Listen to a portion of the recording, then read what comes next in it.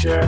There are no people. There are no people in the future. No people at all. There are no people in the future. Where did all my people go? There are no people in the future. Let me try my people call. Where are all my people?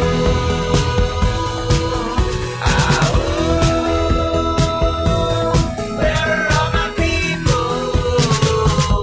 I guess I'll fly away now. Hey, welcome everybody to Raging Chickens Out to Coop Live for Monday, April 5th, 2021. It is a freaking beautiful day here in Bucks County, and we've got an all Bucks County show for you today. That's right, and Out to Coop Live, we talk to progressives, activists, and troublemakers of all sorts, right from our own backyards and from across the country, and even across the world. On Fridays, Sean Kitchen and I break down the good, the bad, and the ugly in state and national politics on our flagship show. But you can get both by subscribing to our podcast on Podbean, iTunes, Spotify, wherever you get your podcast, right? But you can only join the conversation live Mondays at 7 p.m. Eastern right here. And if you're listening right now on the YouTube, the YouTubes on our station, make sure you kind of like this stream, make sure you subscribe to the channel, and make sure you share it out with your friends, because that's the best way we can amplify progressive voices right here in PA, get it all out. You can help support this show, well, in a number of ways. Well, you can become a patron for as little as $5 a month by going to patreon.com/rcpress. And if you're listening to this show live on YouTube right now, you even see right there, there's a kind of nice little tip jar at the top of the page, which is absolutely fantastic. You can check us out there too as well. Make sure, like I said, you subscribe to the show. Make sure you like this stream and make sure you share it out. And if you're looking for more PA progressive talk, right after this show, you can tune into the Rick Smith Show's live stream at 9 p.m. Eastern on his YouTube channel, Twitter, or Facebook. And subscribe to his podcast wherever you get your podcast. Head on over to the Rick Smith Show for all the latest across all of his platforms. And hey, also, by the way, don't waste a minute, but check out the newly launched Sisters of the Night Caucus podcast. You can find it on Anchor, Spotify, iTunes, or wherever you get your podcast. The first episode dropped last week, and the amazing PA women stirring the cauldron behind this podcast rock the house. Make sure to follow them on Twitter at the Night Caucus. And for all the gamers out there, make sure you check out the Game Inn for all your gaming needs. The Game Inn is a Quakertown-based, black family-owned gaming store. Not only are they friends of the show, they've got almost every gaming product you can imagine for retro N64s, Nintendo DSs, PS4s, and Switches, and they also happen to be the parents, right, of my son's best friend. So head on over there and help them out. If you've got kids, they get a discount with every A in the report card. Check them out on their Facebook page. Follow them on Twitter at the Game Inn. That's with 2 N's, at the Game Inn. Got a question about a game? Look for something hard to get? Message them on Facebook. Drop them an email at thegameinpa@gmail.com, or give them a call at 267-424-2535. Check them out online at thegamein.com. Hey, Cyril, put your mic just a little bit up, just a tad up. There you go. Perfect. Excellent. And I want to give a special shout out to Jonathan Mann, who wrote our intro song, There Are No People in the Future. Check out all his great stuff on his YouTube page and follow him on Twitter at SongADayMan. That's at SongADayMan with 2 N's. Great stuff over there. Well, on today's show, I'm so excited about tonight. I've been excited about tonight for a while. I got to tell you that. I'm thrilled to welcome Cyril Mychalejko. How did I do with the name, by the way? I keep on forgetting to make sure I'm going to get it. Pretty good. Silent J, Mychalejko. Mychalejko. See this? I knew it. I like the last 2 times we talk, I'm like, wait, I got to make sure I'm going to do this right. Silent J. Okay. There you go. Welcome, Cyril, to the show. Cyril's a new progressive columnist for the Bucks County Courier Times, the Intelligencer. His column brings a sorely needed left progressive voice to the pages of the papers that serve one of the most hotly contested congressional districts in the state, the PA 1st. To give you a window into Cyrils background, let me just paraphrase a little bit from his introductory column at the Courier Times. Cyril is a son of Bucks County, grew up in Holland, went to St. Bede Elementary School, graduated from Council Rock High School, and went to Bucks County Community College, where he edited the student newspaper. Finished the college on the West Coast and just kept going after that. His writing, activism, and teaching has taken him all over the country and the world. He's organized anti-Iraq war protests in upstate New York, knocked on doors in Bucks County for former Democratic Congressman Patrick Murphy, and campaigned against free trade deals like the FTAA and CAFTA in Florida. He's also worked as a human rights observer and accompanier in Ecuador, monitoring a violent mining conflict, participated in human rights and solidarity delegations in Central America, and taught at an international school in the Kurdish region of Iraq. His writing has also appeared in progressive publications such as Truthout, Upside Down World, The Indypendent, Toward Freedom, and Common Dreams. And I'll tell you, Cyril wasted like zero time jumping into the political fray here in Bucks County. On March 24th, Cyril turned his lens on an ongoing issue in the Pennridge School District. You've heard me talk about this before. You heard me talk about some of the kind of craziness that goes on the school board. But his article, Turning Point USA, a Trojan horse of right-wing extremism for Pennridge students? Just a question. It's just a question. In that article, he focuses on a growing concern by local parents and students about the far-right group, Turning Point USA, gaining access to the halls of the high school. Turning Point USA has been flagged by the Anti-Defamation League and the Southern Poverty Law Center for their documented cases of racism, bigotry, and white nationalism. You've heard us talk about this on the show now for the past several years and what they were doing in infiltrating colleges and universities and now pushing that down into high schools and junior highs. He also raises questions about the behavior of some of the members of the Pennridge School Board who have fanned the flames of extremism. And I'm hoping that this is the first of many occasions to have Cyril join us here on Out to Coop Live. Welcome to the show, Cyril. Thanks so much, Kevin. Oh man, I'm like I said, I'm thrilled to have you on. And like, you know, what I didn't say in the intro there, it's like the funny things that you got to run into. Cyril and I kind of crossed paths years ago. Right, right when Raging Chicken was getting started back in 2011, and there was all these kind of right-wing attacks that were coming. We saw the Wisconsin uprising. The stuff was crashing down here in Pennsylvania, and we kind of briefly kind of crossed paths back and then exchanged emails, chats, and stuff on Facebook, and then kind of had kind of gone off and done these other things. And then I find that this column appearing in my local newspaper, and one of my wife's best friends from college sends me a note saying, by the way, this guy I went to high school with, right? You'd totally dig him, and he's got a column here. Check him out. I'm like, oh my God. So that was kind of like the background. So, I mean, there's for a lot of reasons that I'm happy to have you on the show, and especially for the fact that I think like a lot of people that we've been seeing in response to your initial column have been really thrilled that we're going to see a progressive voice on a consistent basis in the Courier Times and the Intelligencer.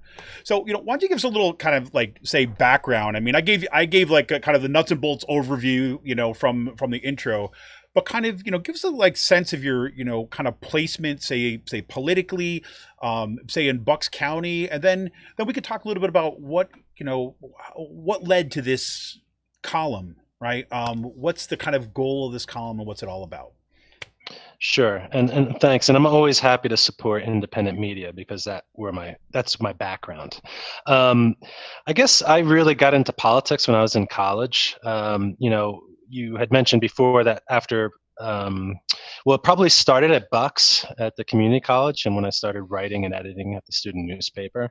But then I moved out to Seattle, and this was back in '99. And so there is kind of my baptism by fire, because at that time there was the WTO protests, the Battle of Seattle, kind of 4 or 5 days where tens of thousands of people, probably 80, 90,000 people from all over the world descended on the city to say that we want a different type of globalization. We want a globalization that respects human rights, that prioritizes worker rights and environmental rights over corporate profiteering and plundering.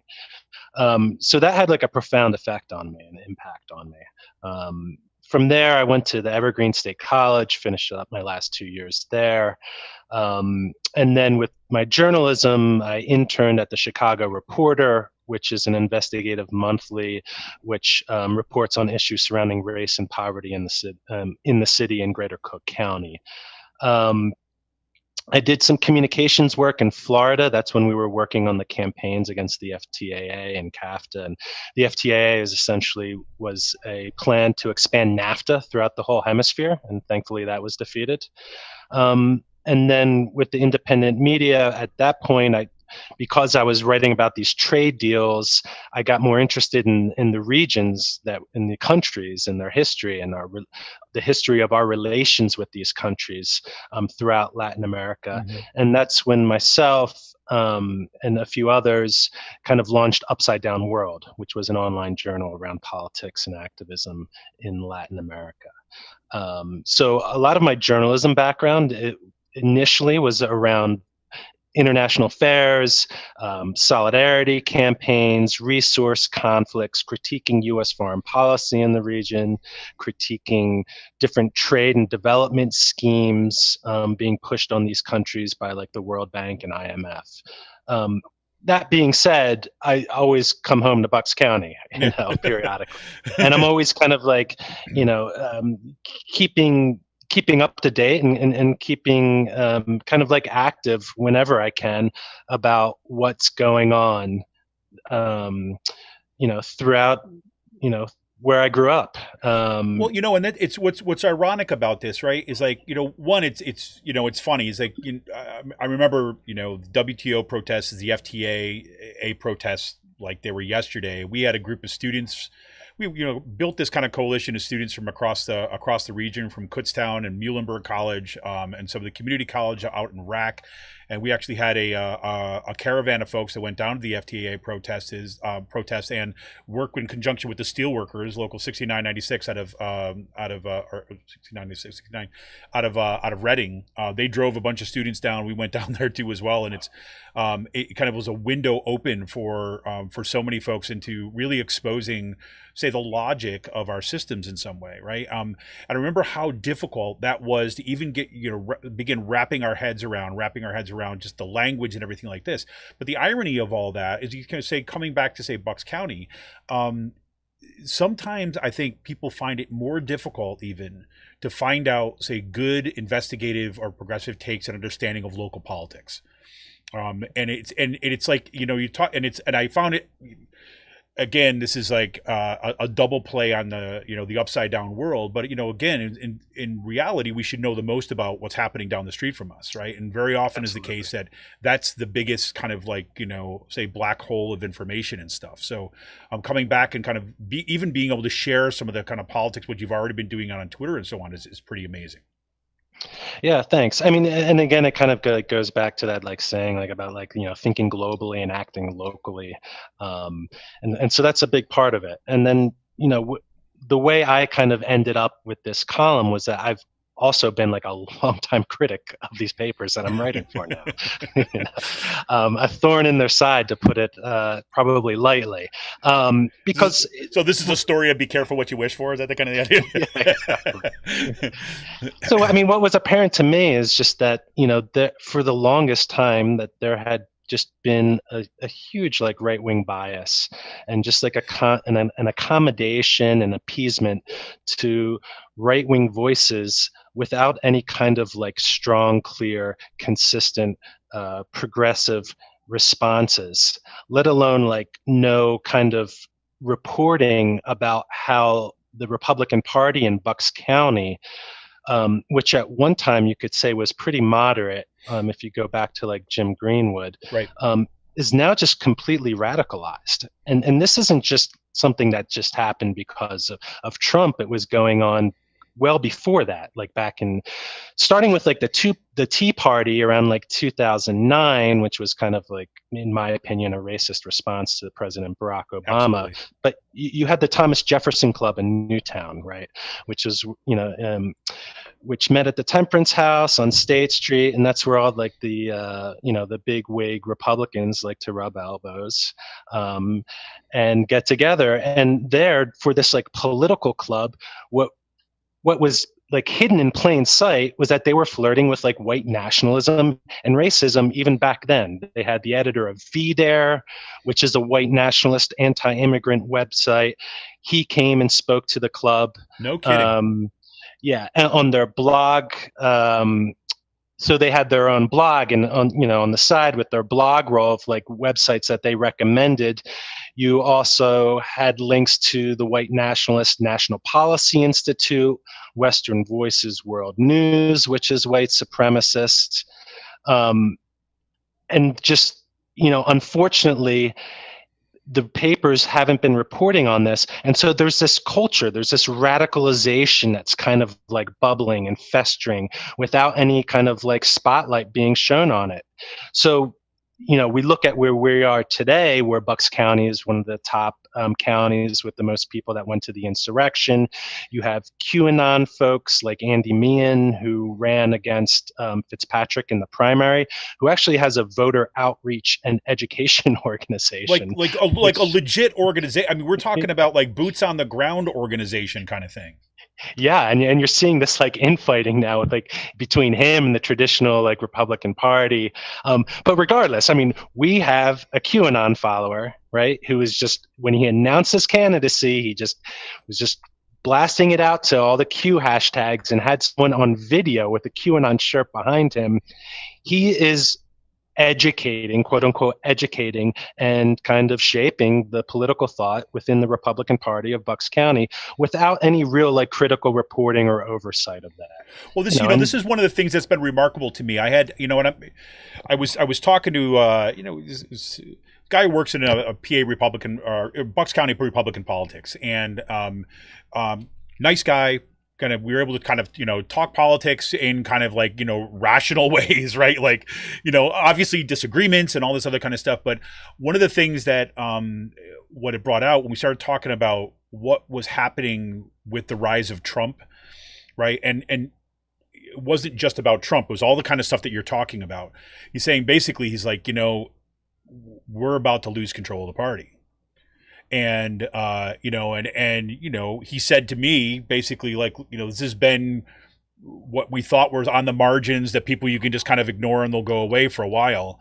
But they're at the point right now where we're at the edge of kind of, running the party. And that was the big concern. And this was a couple of years ago, right? And now we've got like Meehan sitting there actually having, going out doing this voter education stuff, recruiting people to run for candidacies, and getting people kind of on board with a particular understanding of what's at stake in any particular election.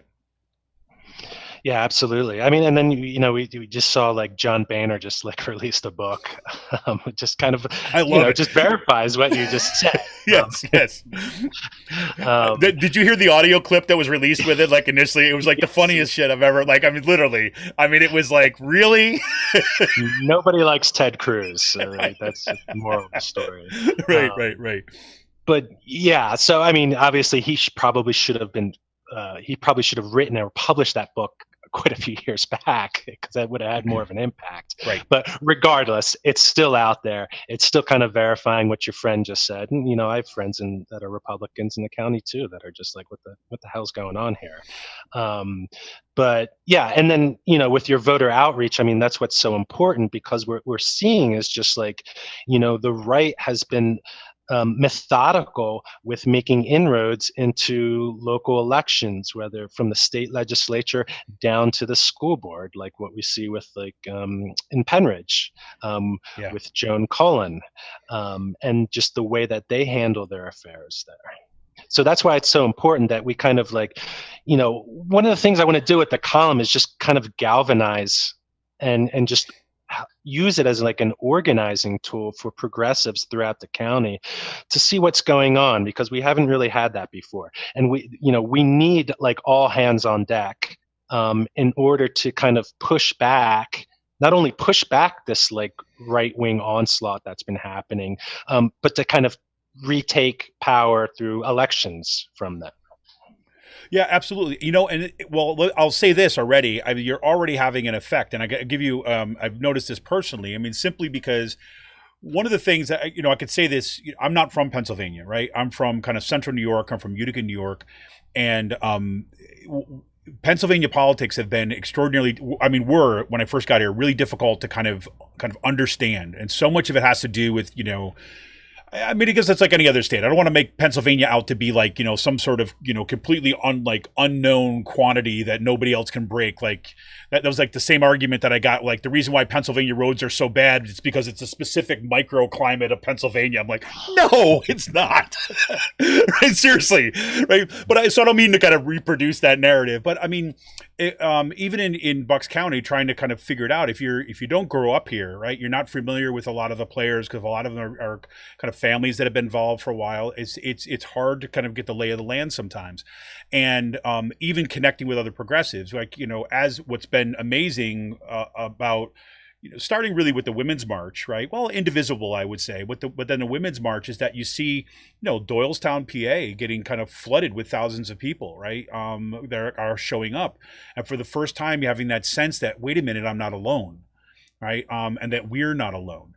But even then, kind of making those connections, sustaining those connections are difficult. Since your column has come out, I've been kind of like, I've been pushing it out, kind of sharing it. I've been contacted now from some other podcasters in Doylestown area, right? From other saying, hey, you're out there too as well. Why don't we kind of get together and do this stuff?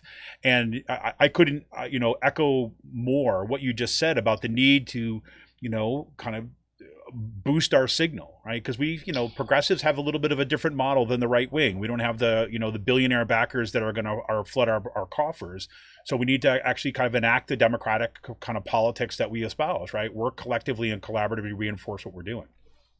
Yeah, I mean, we have to essentially like cross-pollinate our struggles with each other. And the amazing thing is, like, in my first column, I kind of just like listed like a lot of the groups that are doing work out there. And there's just so many, from lower bucks to upper bucks, whether it's like Lower Bucks for Change, Black Lives Matter activists. There's different podcasts, like obviously Raging Chicken, The Con O Show, Eric Miller's the Daily Burn podcast, and then you have like more like traditional groups like the Peace Center, the Rainbow Room, that have been doing like excellent work for years. And then one of the things I'm trying to do with my I also have this newsletter that I started in conjunction with my column, is that there's a weekly feature, Meet a Progressive. So like the first 3 progressive activists that I've had have all been from Bucks County. You had Michelle Longino, 21, who's just a Gen Z peace activist. Barbara Simmons, longtime executive director of the Peace Center, and Kevin Levine, who runs Bucks County Anti-Racism Coalition. And that's just one of the ways that we need to like get to know each other, get to know the work that we're doing, and then the idea is to kind of lay out ways where people can get involved with each other's struggles and organizing efforts. Yeah, and this is like, this is an offer to any folks who are listening to this podcast. They're kind of checking this out. I mean, and this is the kind of thing where, I've already reached out to a couple of these folks that, that you've spotlighted. Just say, hey, listen, you're doing this work to have you on. If you want to come on the show and talk about the work of what you're doing, right? The way that we kind of reinforce each other's work, I think is so critical. I should give it a plug too as well. What Cyril was just talking about. He's got his newsletter on Substack, right? And you can check that out at Cyril Mychalejko. Did I get it? Yes. Yeah, there you go. .substack.com. I will put a link in the show notes. So definitely check that out too as well. Make sure you subscribe to his newsletter too as well. So okay, so you kind of got the newsletter running. You actually got the space in the in the Courier Times, the Intelligencer. They reluctantly kind of say, okay, we're tired of hearing you complain. Like, if you want it so bad, kind of come on and kind of do this. So you kind of set it out. We got that first column. I think you did a nice job, I think, of laying out, kind of the background and perspective and so on. The one thing that I think might have surprised people, I don't know, I found it particularly gratifying, is that you didn't really waste any time before you really kind of went right to the heart of the matter of kind of an issue like right here at the Pennridge School District, right? Sure. So like I mentioned up here, now I'm in the Pennridge School District. This has been an issue that, to use an overused expression these days, I felt seen, right? Even in that kind of, in your first column, when you kind of mentioned Joan Cullen, when they had the Pennridge students who walked out, Pennridge 225 or 220, I can't remember the number, who walked out in support of Parkland. Yeah, the Parkland walkout, Parkland students after the massacre down there. She was just like saying horrible things about some of the students who are actually participating in that. And she's been kind of a real kind of extremist voice on there. So you start this column, and I don't want to kind of like, steal your thunder here too much, because but you start as about looking right at kind of TPUSA, and their kind of, inroads they're making into the high school. So why start there, right?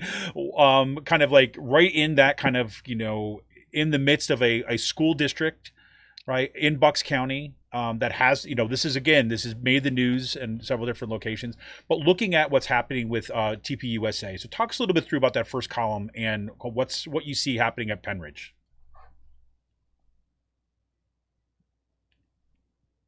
Did I lose you? Oh. I'm back. Okay, sorry, the internet connection's a little weak.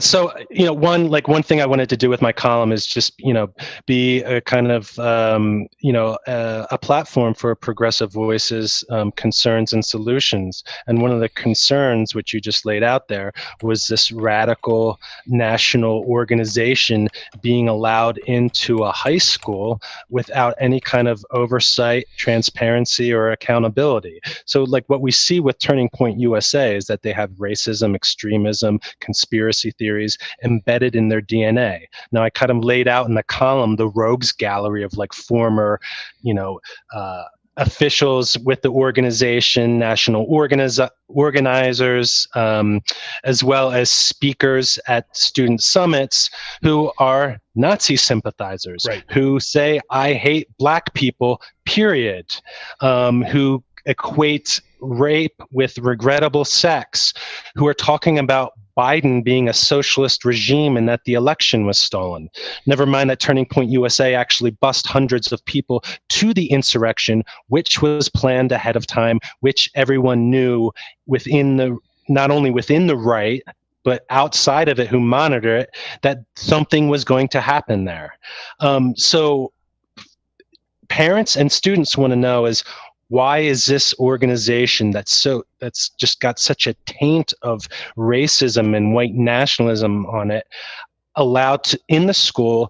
And shouldn't parents be concerned that their students could be influenced by this?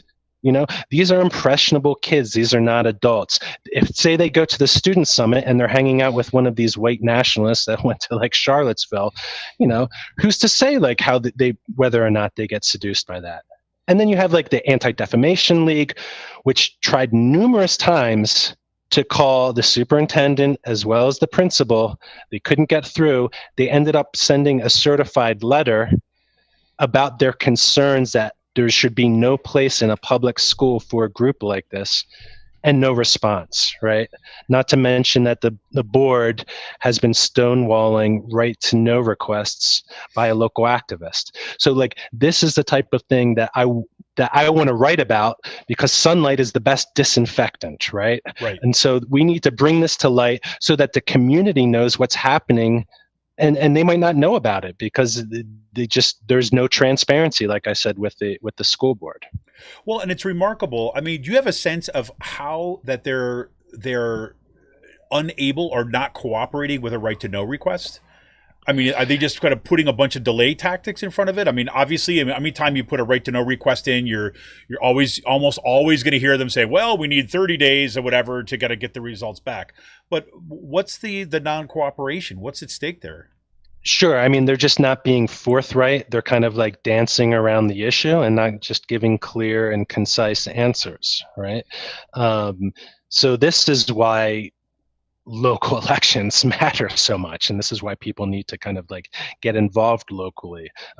There's a school board election coming up. There's a slate of Democrats and Republicans. Unfortunately, Joan Cullen is not up for re-election, but one of her acolytes is running, Ricky Chaikin, who, according to her Parler profile, the photo is an American flag with a giant Q. What's it, Ricky? What's the last name again? It's Chaikin. Let's see. It's Chaikin. So we're going to make sure we're going to get that. We're going to put that on blast too as well. So, I mean, we've had some stuff circulating around that mainly has come from you on this one, but pointing out exactly what's going on. So I honestly don't think that people understand how deep this goes, right? In the sense of you have like people on the school board who are kind of making decisions over, like, who gets access to school, what the curriculum is going to be, and what information gets out, are members of a Q conspiracy. I mean, it's really astonishing. And, again, let me be clear. Let me be clear about one thing here. Why this matters, right? I want to be very clear that this is not about painting a broad brush about the Pennridge school district, right? Because I can tell you right now is that the teachers in that school they've done one hell of a job. I mean, I'm looking at what they've done throughout the pandemic. I'm looking at the relationships that I've had with some of the teachers and the principal at like the elementary school, for example. And you've got really hardworking people that are dedicated to education. That's what I mean by not pointing in a bad brush. The thing is, if we want to preserve that, right, and we want to make sure that these school districts, right, are kind of free of the kind of like the hate and violence that's going on, these are the things we need to pay attention to.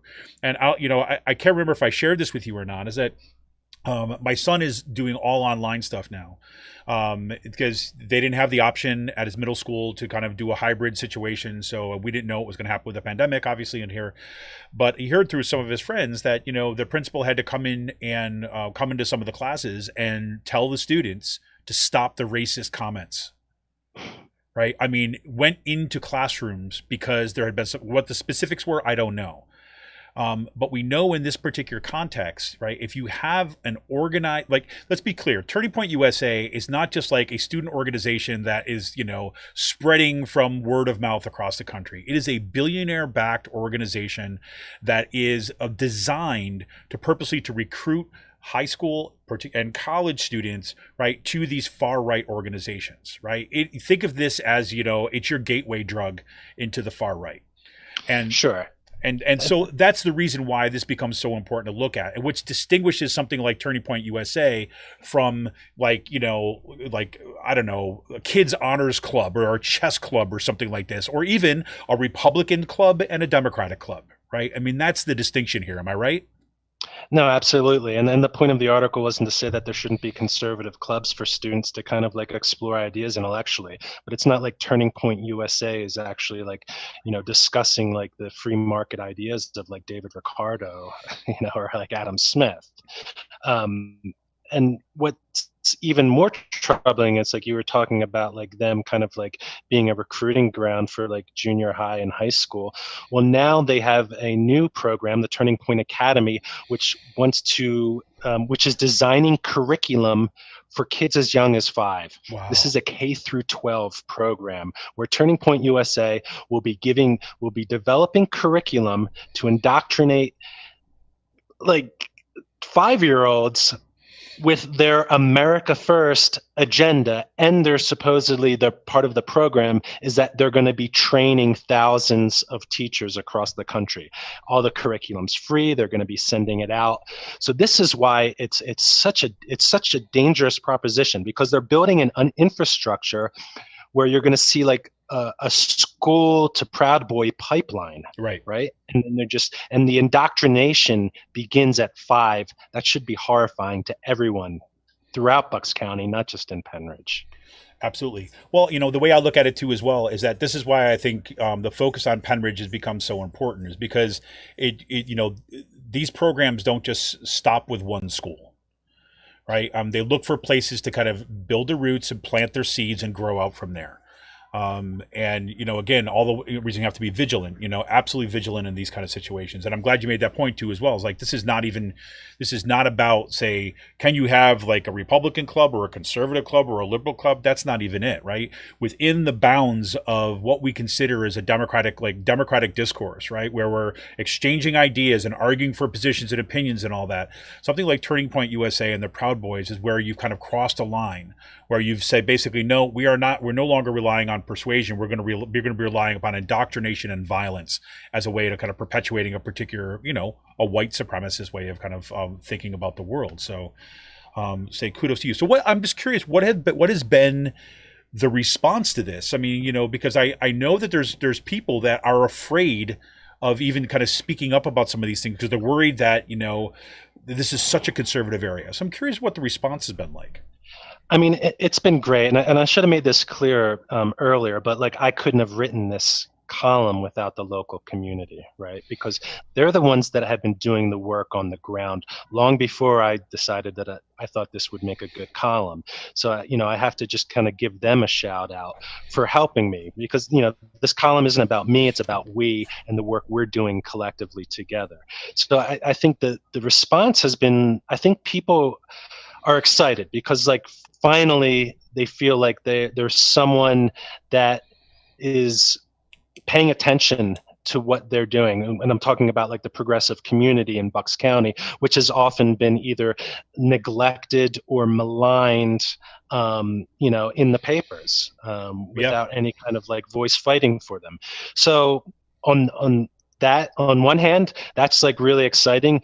What I'm also kind of excited about is just the backlash that I'm getting from some right-wing voices, just these unhinged letters accusing me of like all types of things, because I think they're not used to kind of having this spotlight shown on them.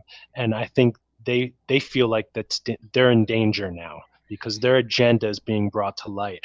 And again, what I'm doing is exposing extremism. Like, this isn't mainstream like Republican politics. Unfortunately, we're seeing the bitter fruit of this radicalization process that started with the Tea Party and Thomas Jefferson Club and really just got boosted with Trumpism. So it's like an existential threat for the soul of like Bucks County, if not the country, because our democracy was just like very nearly overthrown. Right.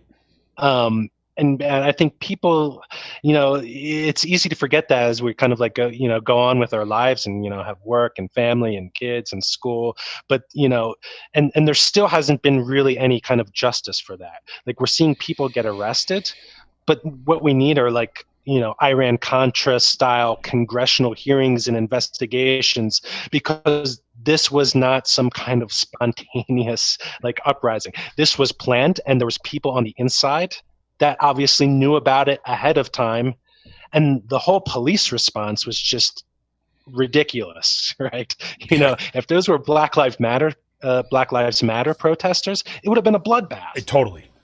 Absolutely. So. Yeah, I mean that's where we're at. So again, like I said, I've just been I feel kind of like really grateful and blessed to have so much support from the progressive community in Bucks County, because what I want to do is just highlight the work that they've been continuously doing for years now, and just kind of shine a light on the wonderful organizing, education, mobilizing they're doing, while unmasking like the grotesque Republican radicalization that's been also happening on the flip side of that. Wonderful. Well, before I'd be remiss if I didn't let you know that Kawadowski from Kurdistan says hello. Hey, Kawa. Yeah. So if you have any need any proof that you've got like people from around the world reaching out, we just got the comment coming on YouTube. So it's all right Nice. back. How cool is that? No, well, cool. So when you say, we have here another comment just came in here too as well. Bucks County progressives are thrilled to finally have some representation in our county's paper of record. JD Mullane's Red Hat output has gone unchallenged too long. Right, so that's a hats off to you. And that's from Kirsten Zolfo. Yeah. And I'm actually I've offered to debate JD, but that request hasn't been met yet. So hopefully in the future, sometimes. Well, let me get your kind of like thoughts on this too as well. I hope that comes through too as well. I'd love to see this, but it's something you kind of mentioned about shining light on things and so on. I'm curious your take on this. Is one of the things that I've been frustrated, and this is kind of a little bit more meta than specific here in Bucks County or whatever, but it has to do with like how we deal with this kind of extremism. One of the things that we were, Sean Kitchen and I want to say we, in this case, in Raging Chicken, were kind of particularly frustrated about is that when we started basically pointing out these rise of white nationalist organizations, right, focused on white supremacist organizations, particularly with flyering college campuses, for example, cross burnings that were happening like, just 15 miles outside of Harrisburg, these kind of sporadic kind of upticks of kind of racist violence that were happening across the state, we were frequently told when we were reporting on this stuff and talking about this on the podcast or writing on the page of Raging Chicken that we shouldn't give them a platform, right? That if we just ignore them, they'll go away, right? That, and Sean and I have consistently said that's a load of hogwash, right? Because if you allow them to kind of like go unchallenged, right, they will occupy the vacuum, right? And they will go in and they will get their virus into, I hate to use that as a metaphor at this point, but like into the community. And it seems to me is like what you mentioned at the onset here, what's happened with the Republican Party in Bucks County is a perfect example of this. When left unchallenged, these folks, they present a serious challenge to our democracy. No, absolutely. No, I agree with you. I last June I wrote about a New Jersey white nationalist group that was flyering throughout Bucks County. They've been doing and they're one of the groups that have been highlighted by the ADL's annual reports about like right-wing propaganda. So I think you have to report on them. I think maybe, I had an activist who I really respect because he's done a lot more work around these issues than I have, suggest that maybe you don't like put their names in. There's certain times when you might not want to kind of put their exact name in. Mm-hmm. But again, like if you leave this unchecked, like you said, they make inroads and become more mainstream. So I think at every turn we should be kind of shining a spotlight on any kind of like radicalization, white supremacist, white nationalist organizing and work that's going on throughout Bucks County or anywhere for that matter. And we know that like, Pennsylvania is ripe for it as well as for like militia groups. And I think there's like a white nationalist publishing house in like Quakertown as well. If you look at the ADL's map of hate groups throughout Pennsylvania. So yeah, and I just like I wish that the newspapers would just do a little more investigative reporting on that. Like if January 6th wasn't a red flag, right? Like, I don't know what is, because those weren't just kind of like angry Republicans. Those were Proud Boys. Those were neo-Nazis. Those were militia types who were armed and trained, as well as the fanaticism and extremist what the FBI called a terrorist threat of like QAnon followers, right, which we're seeing are making inroads within mainstream Republicans in Bucks County, from voter education to school boards. Yeah, I mean, we had Jordan Hopkins on the program not too long ago. He's an independent journalist, investigative reporter, works on this kind of stuff, reports on the Proud Boys, right, nationalist stuff and everything. And I like what he said at one point. He said, it's like you report on them, right? You don't interview them and give them a platform, right? And he was like responding to some CNN coverage of, say, the Proud Boys, particularly in Philly, where went and kind of interviewed some of these folks, right, and interviewed them in this kind of traditional journalist kind of way, where let's see what these people have to say, let's see what these people have to say, and what Jordan's point was kind of like, no, you report on them. Right? You want to expose them. You want to shine a light on these things. You don't give them the opportunity to spew their venom. No, absolutely. And what we saw is the Proud Boys were rallying with local Republicans hand in hand outside Congressman Fitzpatrick's office over a year ago at an anti-impeachment rally. And unfortunately, the only quote unquote reporter who covered that was J.D. Mullane. So, of course, he's just feeding them softballs. He didn't even print their last names. And they're just like, oh, we're just a men's drinking club. We're not racist. We're not white nationalists. So, yeah, there needs to be like more focus on that, especially locally. Because, again, like we have like TPUSA, which is kind of like building this like pipeline, with their radicalism that a lot of their members espouse, which essentially just kind of feeds right into the kind of Proud Boy ideology with the misogyny, the hate, the conspiracy, and the extremism. 100%. So hey, listen, one more thing I want to ask you about before we kind of talk a little about kind of where you see things going from here, what you got coming up. But this county, right, is increasingly being recognized now as, like a purple county, and it's kind of growing bluer by the day. We're seeing this, as you kind of mentioned this in your first column, we're seeing this with all the organizations coming up and so on. And yet you've got the Fitzpatrick brothers, right, who have kind of monopolized this position in Bucks County as kind of being the moderates, right, as being the one that kind of bridged the gap between the two of them. And you have been pretty outspoken about saying no, this guy's got to go.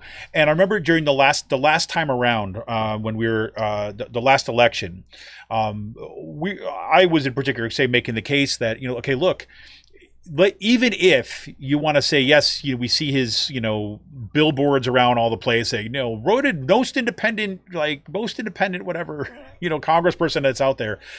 Regardless of that, is that if you have any understanding of, say, power relationships, right, is that he's got to go. He's not representative of the kind of the mass of the things that need to happen in Bucks County, right? And plus he's voted with, say the Trump administration's up to like 80+% of the time, right? With the exception of a few environmental bills and things like this in the end. So, as I see it, Fitzpatrick is a serious barrier, right, to kind of where we are in terms of the politics here. And it's almost like that glass ceiling that's got to be broken. Right. Once we get rid of Fitzpatrick and see that's possible, then we might actually see a breakthrough in politics. I'm just curious what your take is on kind of, say, Fitzpatrick's kind of, say, role in the political culture in Bucks County right now, and what that means, like where progressives need to be going from here. I mean, should we just okay, he's a good Republican, so we support him, or is it time to actually really dig in and kind of start kind of cultivating progressive candidates that have a clear distinction between his politics? No, I mean, we definitely want to be cultivating progressive candidates, because I think we're not only just seeing a movement in Bucks County, but across the country, and especially with the younger generations that are moving toward and identifying with progressive politics more. Now, what Fitzpatrick's been able to do is he's really good at kind of insulating himself and just kind of like controlling the narrative. Like part of that is just like, I think like the Bucks County Courier Times and Intel, the reporters, they do a lot of good work. They do a lot of good reporting. They treat him with kid gloves, right? There's just like very little critical reporting on him that we've seen. In addition, you have to take into consideration that like he doesn't do town halls ever. Like, he does not meet with his constituents, which is just insane. Like that's a story in and of itself. We could have like, some kind of counter on top of a website, about how many days have gone by before Fitzpatrick has actually met with his constituents and actually talked to them and answered their questions and concerns about his policies. Now, this whole idea with like him being like a moderate, he does vote pretty strategically, but at the same time, like, after the Proud Boys were rallying outside of his office in Middletown, like I didn't hear anything saying like I denounce or repudiate them and renounce everything they stand for.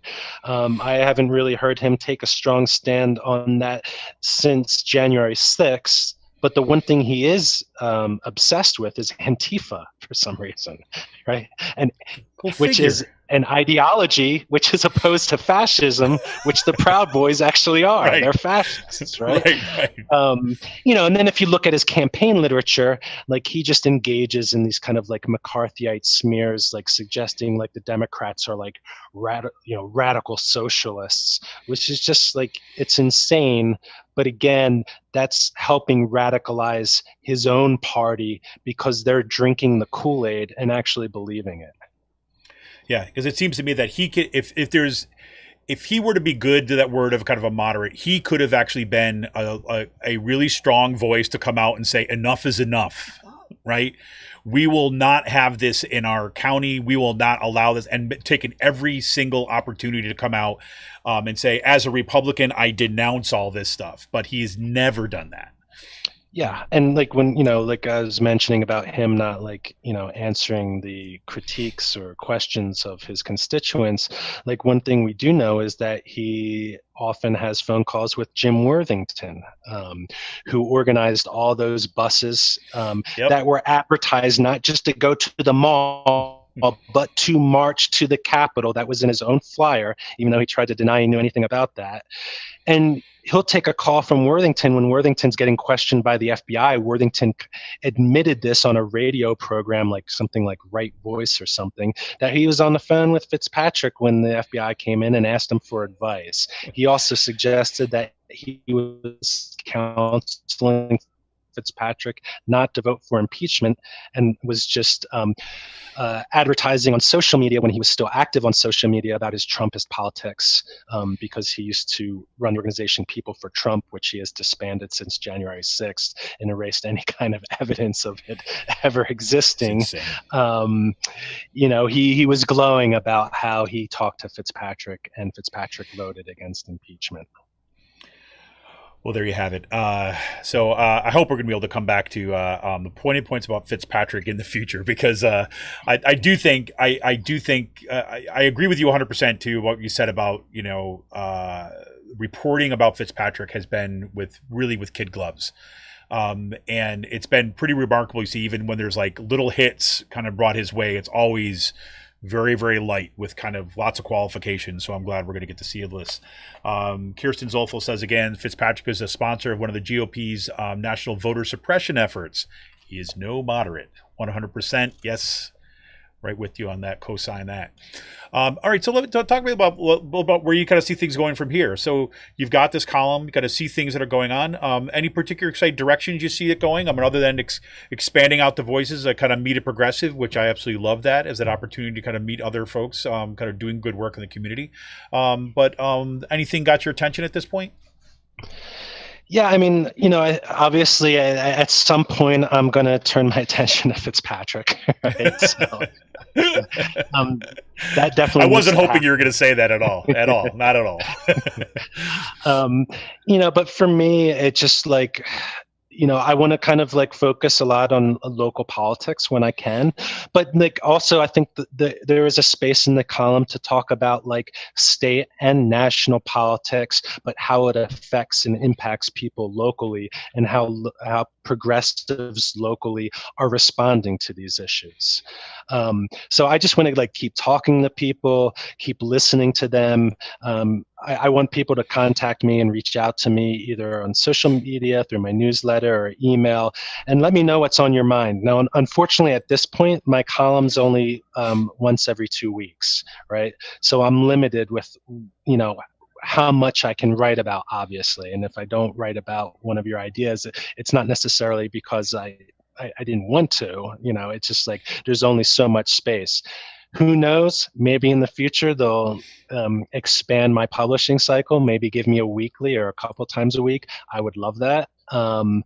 But yeah, so those are like the kind of, that's what I kind of want to focus on. And like I said, in like the layout, it's just like, this is about progressive voices, progressive concerns, progressive solutions, and the column needs to be an antidote for the right-wing extremism that's been festering and growing throughout Bucks County. Fantastic. Well, make sure, like Cyril said, make sure you follow him on social media. I mean, his Twitter account alone is, like 100% worth it, right? You want to see what's actually happening locally, and you get what he does, the signal boost things too as well. People doing good work in the town, he's going to retweet that stuff out. You're going to follow them. I'll spell it for you: CMYCHAALEJKL. That's C Mychalejko. Right, on Twitter at C Mychalejko. I'm going to keep on saying that till I get that 100% right all the time. Right. Make sure you follow him on Twitter. You go there. You can follow his again cyrilmychalejko.substack.com. You can, sign up for his newsletter. And look, it can't hurt. Send in your letters to the editor, to both the Intelligencer and to the Courier Times. Let them know that you appreciate hearing this voice, that you kind of feel seen by this column, and that it's finally kind of, we have an opportunity to, actually hear some of the other voices in Bucks County that are not just dominated by these kind of the right-wing columns and podcasts and everything like that have been supported there in the future. So, Cyril, man, thank you for like everything that you're doing. And I, love the fact that you came on the show tonight. Thanks so much for coming on, man. Kevin, thank you, and likewise, because Raging Chicken Press and all the other like progressive media and organizations throughout Bucks County, have been an inspiration to me for a long time, and are kind of like my North Star for this column. So I hope to be back on soon. Appreciate it, man. Well, everybody, make sure before you check out for the night, make sure you hit that subscribe button on our YouTube channel. Make sure you kind of like this stream so everybody kind of gets to see it, and make sure you share it with your friends. And if you kind of have it in your heart, you're looking for a way that you can support independent progressive media, you can go to patreon.com/rcpress, and you become a supporting patron for as little as $5 a month. It's like a decent beer once a month, guys. Right? I mean, seriously. Love to have you aboard. Patreon.com/rcpress. This is Kevin Mahoney, editor and founder of Raging Chicken. Again, once again, thanks, Cyril, man. And I'll be following that column, and we'll be see you on Twitter. Thank you, Kevin. All right, we are out of here. We will be back on Friday. Sean Kitchen and I, back from vacay next week. Got a great show for you out to Coop Live. See ya!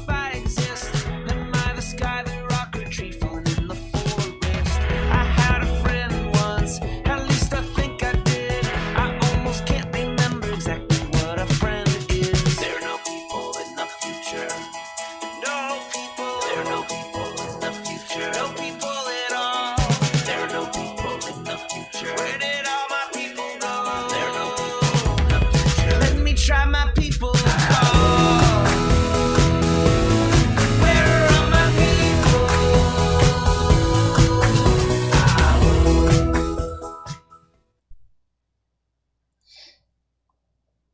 Awesome. There we go, man.